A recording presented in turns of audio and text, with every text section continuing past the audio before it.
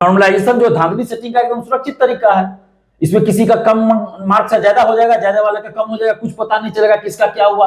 आसानी से इसमें शिक्षा माफिया सेंधमारी कर लेंगे, पीटी पास करा लेंगे। जो बीपीएससी टीआरई 3 पेपर हजारीबाग से पकड़े गए, आज तक उसको प्रतिबंधित नहीं किया, तो बीपीएससी के नजर में वो सज्जन है। लेकिन जो स्टूडेंट ईमानदारी से पढ़ाई कर रहे हैं, नॉर्मलाइजेशन के विरोध में बोल रहे हैं, तो वो असामाजिक तत्व हो गया। इतना बड़ा बड़ा शिक्षा माफिया है, संजीव मुखिया, विशाल चौरसिया और कोचिंग शिक्षक पटना के कोच बड़ा बड़ा है, तो इसमें हो सकता है ऐसा भी कर सकता है ना, इसमें अपने सेट एक सेट का क्वेश्चन ये लोग ले ले और अपने अभ्यर्थियों को वही सेट दिलवा देंगे। आंदोलन होगा, नहीं रुकेगा। बिल्कुल 6 दिसंबर को 11 से 11:30 के बीच में बीपीएससी ऑफिस के बाहर आना है और बिल्कुल शांतिपूर्वक हम लोग अपनी बातों को रखेंगे सरकार के सामने और आयोग के सामने। अगर सरकार और आयोग इस पे संज्ञान नहीं लेती है तो अनशन भी करेंगे, हम लोग आमरण अनशन करेंगे। मतलब झुकने वाले आप लोग नहीं है, इसमें सवाल ही नहीं उठता है ना। विपक्ष के नेता है तो विपक्ष के नेता का तो ये होना ही चाहिए। स्वागत आप लोग कर रहे हैं, जो उन्होंने कहा है तो उसका हम स्वागत करते हैं, धन्यवाद देते हैं तेजस्वी जी को। तेजस्वी यादव जी ने भी कहा है कल, तो वो कोचिंग माफिया कौन है, आप क्यों नहीं उसका नाम बताते हैं? इससे पहले भी तेजस्वी यादव जी ने चुनाव के समय कहा कि एक मंत्री जी शामिल है पेपर लिखने, तो उस मंत्री जी का नाम क्यों नहीं आप बताए? कोचिंग माफिया का नाम क्यों नहीं आप ले रहे हैं? नीतीश कुमार जी को आप लेटर लिख रहे हैं, तो क्यों नहीं उस कोचिंग माफिया का नाम लिख रहे हैं कि उस पर कार्रवाई करे सरकार? इस समय तेजस्वी जी सरकार में थे 2022 में, तो उस समय भी ये चीज आया था, नॉर्मलाइजेशन परसेंटाइल सब अलग अलग शिफ्ट में परीक्षा, तो उस समय भी हम लोगों ने आंदोलन किया। तो उस समय तो तेजस्वी यादव जी चुप थे, उप मुख्यमंत्री थे, उस समय नहीं बोले, उस समय विजय सिन्हा जी बोल रहे थे क्योंकि वो विपक्ष में थे। नमस्कार, आप लाइव बिहार देख रहे हैं, मैं हूं राजमोहन तिवारी। देखिए 17वीं बीपीएससी जब बम्पर बहाली आई तो अभ्यर्थियों के चेहरे खिलखिला उठे, लगा कि इस बार मेहनत रंग लाएगी, जो सपने हैं वो पूरे होंगे। लेकिन जिस तरीके से परीक्षा की पद्धति को लेकर बीते कई दिनों से सवाल लगातार उठाए जा रहे थे, अब जैसे जैसे परीक्षा नजदीक आ रही है, आयोग की तरफ से कुछ भी स्पष्ट नहीं किया गया, तो आखिरकार अभ्यर्थियों को आंदोलन के लिए मैदान में उतरना पड़ रहा है। 6 दिसंबर को आंदोलन बिहार में राजधानी पटना में होने जा रहा है।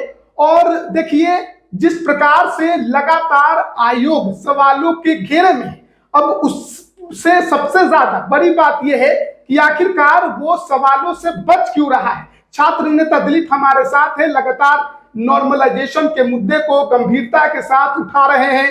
दिलीप, अब तो आपने आंदोलन का ऐलान कर दिया, कल आंदोलन होने वाला है। आयोग का एक लेटर वायरल हो रहा है कि वो अपने लिए किलेबंदी करने की तैयारी में है, उसने सुरक्षा की मांग की है। आप लोगों से आयोग को खतरा हो गया है। देखिए ये तो क्या कहा जाए, चोर के दाढ़ी में तिनके वाली बात है। खतरा आयोग को स्टूडेंट से नहीं है, बल्कि स्टूडेंट्स को आयोग से खतरा है। अच्छा, नॉर्मलाइजेशन के मुद्दे पर अभी तक ये आज अखबार में देख रहे थे कि दिया कि अफवाह फैलाया जा रहा है असामाजिक तत्वों द्वारा। कौन सा अफवाह फैलाया जा रहा है? आप एक नोटिस जारी कर दीजिए कि हम एक सेट में ही क्वेश्चन देंगे, नॉर्मलाइजेशन लागू नहीं करेंगे, बात खत्म हो जाएगा। आप क्यों नहीं ऐसा नोटिस जारी कर रहे हैं? आप जो लेटर भेजे हैं जिलाधिकारियों के पास, वो जो वायरल हुआ है, परसों लेटर वायरल हुआ, जिसमें स्पष्ट लिखा है कि 3 कलर में रहेगा क्वेश्चन सेट, 3 सेट रहेगा अलग अलग कलर में। और उसमें से आप पहले भी चेयरमैन कह चुके हैं ये बात कि अलग अलग सेट अलग अलग कलर में रहेगा और हर जिला में अलग अलग यूज होगा। ये तो चेयरमैन ही बता चुके हैं, ये चीज पहले बोले हैं। तो और वही चीज लेटर वायरल हुआ। तो अब स्टूडेंट जो है, अब 13 दिसंबर को परीक्षा है और अभी पढ़ाई करे कि आयोग का इस तरह का जो है, जो उधेरपुर में रहे, क्या करे स्टूडेंट्स? ये तो बहुत जो विकट स्थिति स्टूडेंट के सामने आ गई है ना। और नॉर्मलाइजेशन जो धांधली सेटिंग का एकदम सुरक्षित तरीका है। इसमें किसी का कम मार्क्स है ज्यादा हो जाएगा, ज्यादा वाले का कम हो जाएगा, कुछ पता नहीं चलेगा किसका क्या हुआ। आसानी से इसमें शिक्षा माफिया सेंधमारी कर लेंगे, पीटी पास करा लेंगे। इसीलिए नॉर्मलाइजेशन का विरोध हो रहा है ना। और पहले चेयरमैन साहब ने क्या कहा था कि 10 से 12 लाख संख्या होगी 17वीं में, इसलिए हम नॉर्मलाइजेशन लागू करेंगे, अलग अलग क्वेश्चन का सेट देंगे। तो 10 से 12 लाख संख्या तो स्टूडेंट्स का है नहीं, 5 लाख से कम ही है, तो फिर क्यों इस तरह की बात कही जा रही है? उसके अलावा देखिए 93,000 लगभग स्टूडेंट, जो भी संख्या एग्जैक्ट हो, लेकिन कहा जा रहा है सोशल साइट पे देख रहे हैं कि 90 से 93,000 संख्या जो फॉर्म नहीं भर पाए सर्वर स्लो की वजह से। तो क्या बीपीएससी 1-2 दिन के लिए उनको फॉर्म भरने का मौका नहीं दे सकती? उसने तो कहा है कि ये अभ्यर्थी गंभीर नहीं है। और आयोग कैसा गंभीर है? आयोग गंभीर है क्या कि 13 दिसंबर को एग्जाम, अभी तक एडमिट कार्ड जारी नहीं हुआ, 13 दिसंबर को एग्जाम है, अभी तक आप नोटिस जारी नहीं किया कि नॉर्मलाइजेशन लागू नहीं करेंगे, कितना सेट में क्वेश्चन देंगे, ये सब क्यों नहीं नोटिस जारी किया? करते, स्पष्ट बताते कि आप क्या करने जा रहे हैं। ये गलतफहमी में, धोखे में रखकर स्टूडेंट्स को आप परीक्षा लेना चाहते हैं, गुप्त रूप से नॉर्मलाइजेशन लागू एक करना चाहते हैं। अभ्यर्थी को यह जानना कितना जरूरी है कि परीक्षा की पद्धति क्या है? सबसे ज्यादा जरूरी तो यही जानना है कि परीक्षा की पद्धति क्या है, उसी अनुसार अपना वो रणनीति बनाते हैं, एग्जाम की तैयारी करते हैं, एग्जाम में क्वेश्चन सॉल्व करते हैं, उसी अनुसार काम होता है। लेकिन यहाँ पद्धति ही नहीं बताई जा रहा है कि कैसा रहेगा। जैसा पहले से चला आया है वैसा आप रहने दीजिए। परिवर्तन अगर आप करते हैं तो बगैर सूचना के आप अचानक से परिवर्तन करते हैं, ये तो अन्याय है, घोर अन्याय है। और लेटर से तो यही स्पष्ट हुआ, जो लेटर वायरल हुआ उससे तो यही स्पष्ट हुआ। और हमने कहा भी था कि जब से ये रंगा सियार गुरु घंटाल बहुरूपीय कोचिंग शिक्षक अकेले में मिले बीपीएससी के चेयरमैन साहब से 4 या 5 नवंबर को, उसके बाद देखिए 15 नवंबर को मीटिंग होनी थी छात्रों के साथ, बीपीएससी की मीटिंग नहीं हुई। ऑनलाइन राय लेनी थी, छात्रों से कहां ली गई। और हमने उस समय भी कहा था कहीं ऐसा तो नहीं कि लोगों की जो मीटिंग हुई है कोचिंग माफियाओं की, तो ऐसा तो नहीं कि ये गुप्त रूप से नॉर्मलाइजेशन लागू करने की तैयारी कर रहे हैं। और वही चीज निकल के अब आ गया।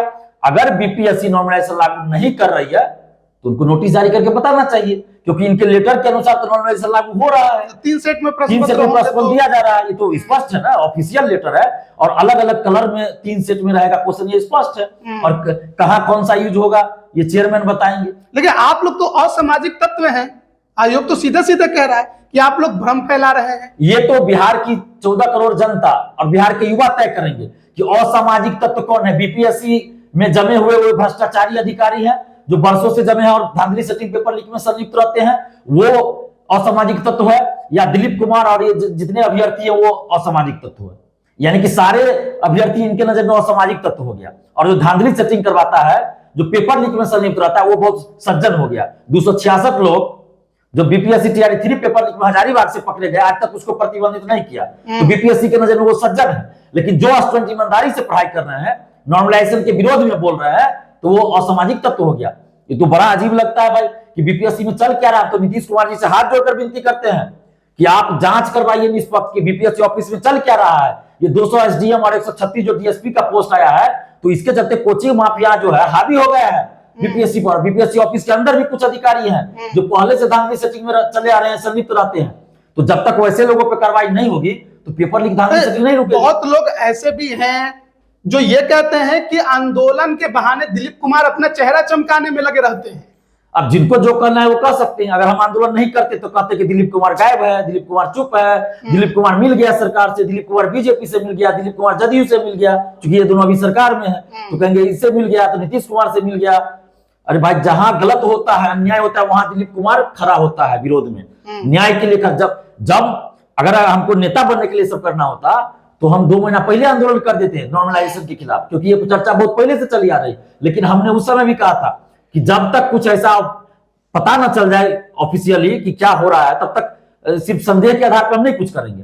15 नवंबर को मीटिंग होने वाली थी, हम इंतजार कर रहे थे कि मीटिंग के बाद क्या बीपीएससी फैसला लेती है, लेकिन मीटिंग नहीं हुई। उसके बाद भी हम आंदोलन की बात तो नहीं किए। लेकिन ये जो लेटर वायरल हुआ जिसमें 3 सेट में अलग अलग कलर में बात है, 3 सेट में क्वेश्चन, उसके बाद हमारे पास अभ्यर्थियों का फोन आया। आप देखिए ना, हम कब वीडियो बनाए हैं, 3-4 बजे हम आंदोलन का आह्वान किए हैं, 3-4 बजे परसों। और सुबह से हमारे पास जैसे ही लेटर वायरल हुआ तो 10-11 बजे से मेरे पास फोन आना शुरू हो गया, दिल्ली से, पटना से, बिहार के अलग अलग जिला से, बिहार के बाहर के अन्य राज्यों से, कि नॉर्मलाइजेशन लागू हो रहा है, लेटर वायरल है, जो आंदोलन कीजिए, आप क्या कर रहे हैं, चुप क्यों है। तो हमारा तो कर्तव्य है। तो दिलीप कुमार ने आह्वान कर दिया, दिलीप कुमार ने अभ्यर्थियों को पटना बुला लिया।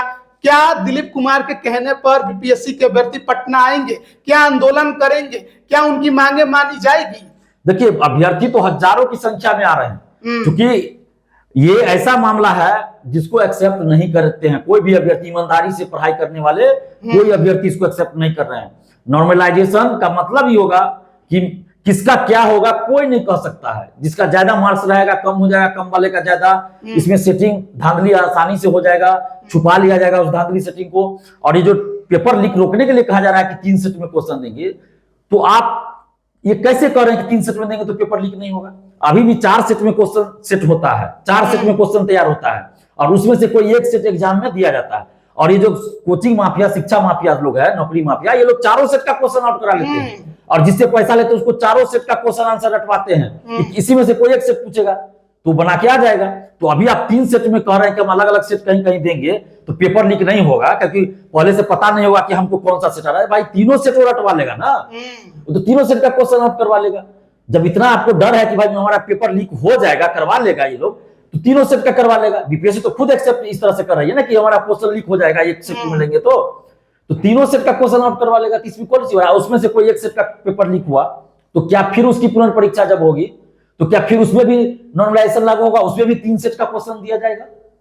फिर उसमें अगर किसी सेट का आउट हो गया तब तो ये प्रक्रिया तो अनवरत चलती रह जाएगी, ये तो खत्म ही नहीं होगी। तो ये सब बहानेबाजी है, पेपर लीक रोकने के लिए नहीं बल्कि पेपर लीक छुपाने के लिए सब किया जा रहा है कि पेपर लीक कहीं हो भी जाएगा उसको आसानी से। अभी क्या है, एक सेट में क्वेश्चन रहता है, कहीं भी पेपर लीक हुआ तो अभ्यर्थी देख लेते कि तो आज के एग्जाम का पेपर है, एग्जाम के बाद पता चल जाता है कि आज के एग्जाम का है। लेकिन अलग अलग सेट में रहेगा तो सभी अभ्यर्थियों के पास तो अलग अलग क्वेश्चन रहेगा, तो जल्दी पता नहीं चलेगा, कंफ्यूजन रहेगा। और हो सकता है कि इतना बड़ा बड़ा शिक्षा माफिया है, संजीव मुखिया, विशाल चौरसिया और कोचिंग शिक्षक पटना के कोच बड़ा बड़ा है, तो इसमें हो सकता है ऐसा भी कर सकता है ना, इसमें अपने सेट एक सेट का क्वेश्चन ये लोग ले लिया और अपने अभ्यर्थियों को वही सेट दिलवा दे, ये भी कर सकता है। एक जगह सेंटर करवा कुछ किया जा सकता है ना, क्योंकि आप देखिए 66वीं में भी हुआ था एक सेंटर, औरंगाबाद के एक सेंटर पे क्या हुआ था, 67वीं में देखिए आराम में कुंवर सिंह कॉलेज में क्या हुआ। तो ये सब तो चलता आ रहा है। कोचिंग माफियाओं पर आप ज्यादा जोर दे रहे हैं क्योंकि स्टूडेंट्स वही प्रोवाइड करते हैं, कोचिंग माफिया ही स्टूडेंट देते हैं। कोई अधिकारी या कोई बड़ा बड़ा सेटर जैसे संजीव मुखिया है या विशाल, इस सबके पास स्टूडेंट कहां से आएगा। तो ये लोग कोचिंग संस्थान से संपर्क करते हैं कि आप स्टूडेंट दीजिए, आपको इतना इसमें पैसा देंगे, हम एक स्टूडेंट पे इतना देंगे, अपना उस लोग का फिक्स होगा कि जितना देना है, तो दोनों को पैसा मिल जाता है। और कोचिंग वाले को फायदा क्या हुआ, एक तो पैसा मिल गया और रिजल्ट के बाद ब्रांडिंग करें कि मेरे कोचिंग से इतना रिजल्ट। तो आंदोलन होगा, नहीं रुकेगा। बिल्कुल 6 दिसंबर को 11 से 11:30 के बीच में बीपीएससी ऑफिस के बाहर आना है और बिल्कुल शांतिपूर्वक हम लोग अपनी बातों को रखेंगे सरकार के सामने और आयोग के सामने, और चेयरमैन सर से हम लोग मुलाकात करके अपनी बातों को रखेंगे। चेयरमैन से नहीं मिले आप? मिलते ही नहीं है। पिछले चेयरमैन से तो आपकी बड़ी मुलाकात होती है। देखिए पिछले चेयरमैन भी शुरू में नहीं मिलते थे, जब प्रेशर हुआ सरकार का आया तो मिलना शुरू किए, तो जो भी स्टूडेंट का मुद्दा होता था उनके सामने हम रखते थे। और ये जो वर्तमान चेयरमैन है वो अभी तक मिले ही नहीं, हम 5-6 बार गए ऑफिस, आज तक कभी नहीं मिले।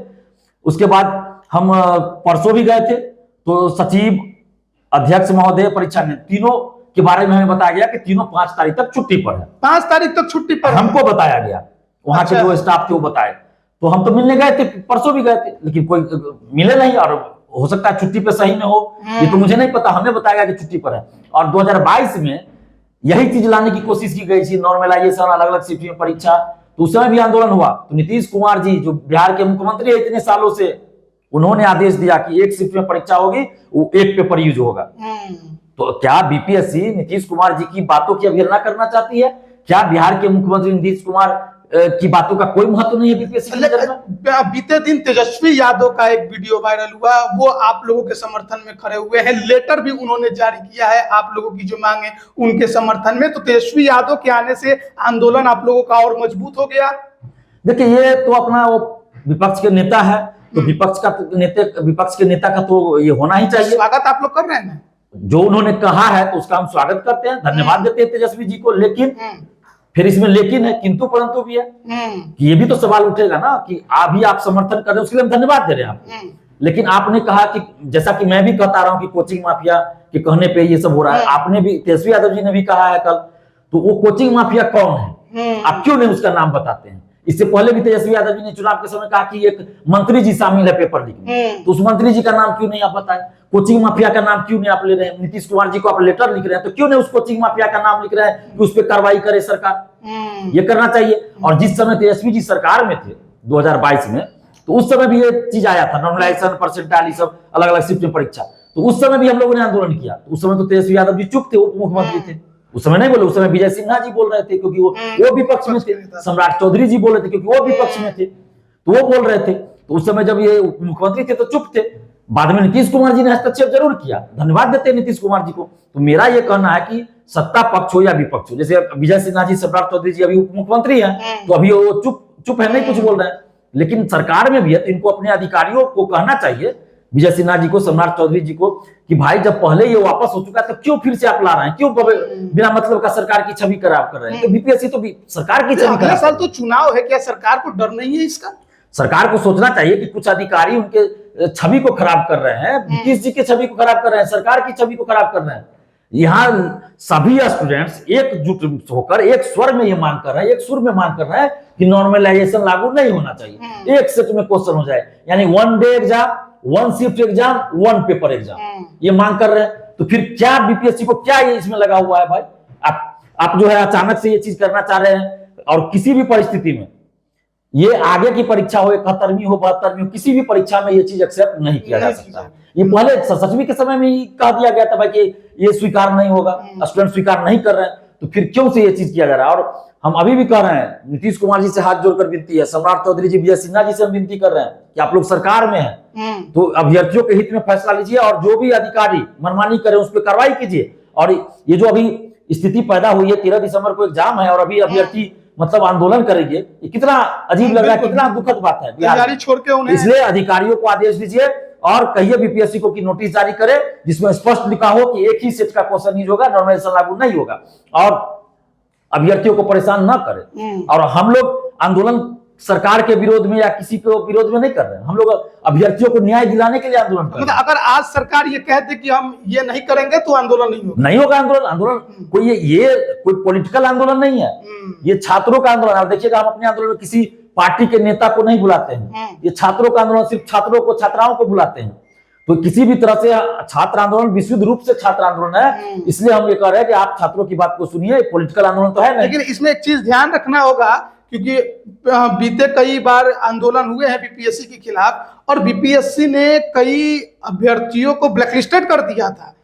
नहीं, वो तो आंदोलन में नहीं किया गया था, वो दूसरा कारण था उसका। वो जैसे बहुत सारे चैनल पे कुछ अभ्यर्थियों ने आरोप लगाया था बीपीएससी के चेयरमैन पे या किसी पे कुछ इस तरह का, तो उनका कहना था कि ये आपत्तिजनक शब्दों का प्रयोग कर रहे हैं, अश्लीलता और कुछ आपत्तिजनक भ्रामक शब्द बोल रहे हैं, इसलिए प्रतिबंध है। लेकिन फिर मैंने अपील किया था तो वापस ले ली, 585 स्टूडेंट थे तो उनको उनका जो है वापस प्रतिबंध वापस ले लेगा। तो उसमें अधिकतर ऐसे स्टूडेंट थे जो रिजल्ट को लेकर उसमें उन्होंने आपत्ति दर्ज किया था। बहुत सारे स्टूडेंट्स ने जो नोटिफिकेशन था कि आपत्ति दर्ज करने के लिए आपको कोर्ट से एफिडेविट देना है, तो वो एफिडेविट नहीं लगाए थे और आपत्ति दर्ज कर दिए थे कि मेरा रिजल्ट क्यों नहीं हुआ है, तो उसके चलते प्रतिबंधित किया गया। आखिरी में अभ्यर्थियों को क्या कहेंगे? अभ्यर्थियों से भी हम हाथ जोड़कर विनती करते हैं कि ये आपके हक और अधिकार की लड़ाई है, किसी भी तरह का राजनीतिक बयानबाजी मत कीजिएगा, किसी भी नेता के खिलाफ कुछ मत बोलिएगा, सत्ता पक्ष या विपक्ष किसी भी नेता के खिलाफ कुछ नहीं बोलना है। हमारी मांग नीतीश कुमार जी से है, बिहार सरकार से है और बीपीएससी से है, शालीनता पूर्वक अपनी बातों को शांतिपूर्वक रखना है।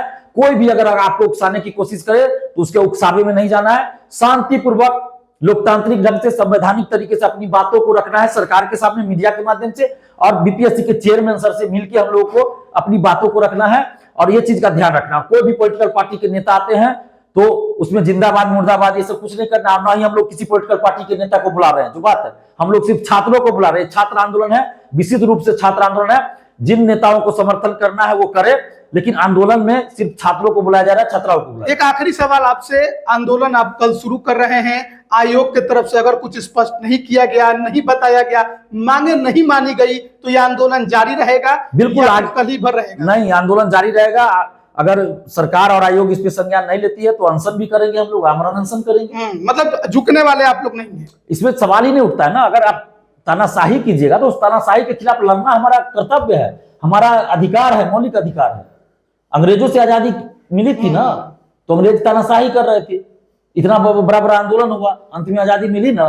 तो अभी भी कुछ लोग हैं जो अंग्रेज तो चले गए लेकिन अंग्रेजियत कायम है कुछ लोगों का। तो ये नहीं, मनमानी नहीं चलेगा, तानाशाही नहीं चलेगी।